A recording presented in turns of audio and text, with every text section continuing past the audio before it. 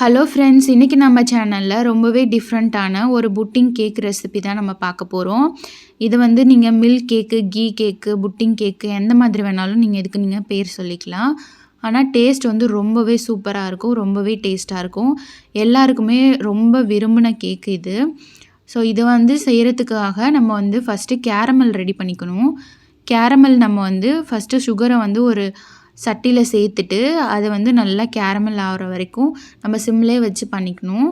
அதுக்கப்புறம் பக்கத்துலேயே சுடுதண்ணி கொதிக்க வச்சுட்டு கேரமல் ரெடி ஆனதுக்கப்புறம் அடுப்பை ஆஃப் பண்ணதுக்கப்புறம் நீங்கள் வந்து சுடுதண்ணியை கொஞ்சம் கொஞ்சமாக சேர்த்து திக்காக எடுத்து வச்சுக்கோங்க.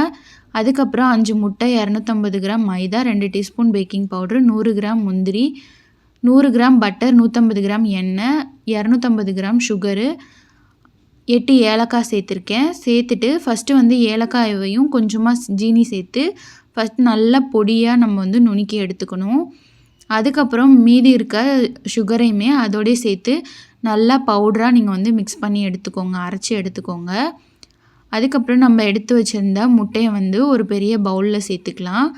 ஒன்று ஒன்றா உடச்சி சேர்த்ததுக்கப்புறமா 1 பிஞ்ச் உப்பு, 1 டீஸ்பூன் வெனிலா எசன்ஸ் சேர்த்து நல்லா ஃபஸ்ட்டு வந்து முட்டையோட மஞ்சள் கரு லைட் எல்லோயிஷாக வர வரைக்கும் நம்ம வந்து ஃபஸ்ட்டு முட்டையை நல்லா பீட் பண்ணிவிட்டு அதுக்கப்புறம் நம்ம எடுத்து வச்சுருந்த சுகர் பவுடரை கொஞ்சம் கொஞ்சமாக சேர்த்து திக்கான பேட்டராக நம்ம வந்து அடித்து எடுத்ததுக்கப்புறம் நம்ம முந்திரி பருப்பு எடுத்துருந்தோம் இல்லையா, அதை வந்து வறுத்துட்டு நல்லா வந்து பொடியாக நீங்கள் வந்து அரைச்சி எடுத்துக்கோங்க. அதுக்கப்புறமா நம்ம எடுத்து வச்சுருந்த பட்டரையும் எண்ணெயும் சேர்த்து ஒரு நிமிஷம் மட்டும் நம்ம வந்து மிக்ஸ் பண்ணிவிட்டு அதுக்கப்புறம் நம்ம அரைச்சி வச்சுருந்த முந்திரி பவுடரை சேர்த்துக்கணும். சேர்த்து நல்லா மிக்ஸ் பண்ணிவிட்டு நம்ம எடுத்து வச்சுருந்த மைதா, பேக்கிங் பவுடரை ஒரு டைம் நல்லா மிக்ஸ் பண்ணிவிட்டு சல்லடை வச்சு நீங்கள் வந்து கொஞ்சம் கொஞ்சமாக இந்த பேட்டரில் நீங்கள் சேர்த்து கட்டி இல்லாமல் நீங்கள் கரைச்சி எடுத்துக்கணும். இதுக்கப்புறமா 1 டேபிள் ஸ்பூன் காய்ச்சி ஆற வச்ச பால், 2 டேபிள் ஸ்பூன் வந்து கேரமல் சிரப் சேர்த்துக்கணும். உங்கள் கலருக்கு தகுந்த மாதிரி நீங்கள் வந்து இந்த கேரமல் வந்து நீங்கள் சேர்த்துக்கலாம்.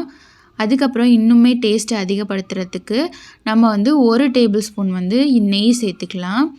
சேர்த்துட்டு நல்லா மிக்ஸ் பண்ணிக்கோங்க. நான் இன்றைக்கி இந்த ட்ரேயில் தான் வந்து பேக் பண்ணி காமிச்சிருக்கேன். இந்த டின் வந்து சைஸ் வந்து உங்களுக்கு நான் காமிச்சிருக்கேன், நீங்கள் பார்த்துக்கோங்க.